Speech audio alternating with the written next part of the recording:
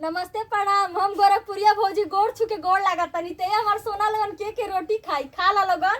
एगो हम बात रवा लोग से कहत तनी, अच्छा लगी तबे ऊपर विचार करब। आजकल के जमाना में अब पहले के जमाना में बहुत अंतर हो गइल बा। पहले के जमाना में अमीर लोग गरीब लोग के नचावत रहने, बात सही है ना।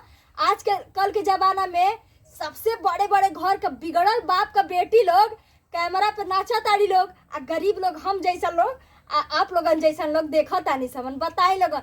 बात सही होई तो लाइक करब, बात सही ना होई तब लाइक करके सरका देबे, कोनो बात नहीं बा। रह भौजिए के वीडियो है कि दुश्मन के तहे नहीं। अब फिलहाल में हम बनैले बनी है, देखी मोटकी रोटी आई चूल्ही में सेकी के दाई था, हमार रोटियो जर गई।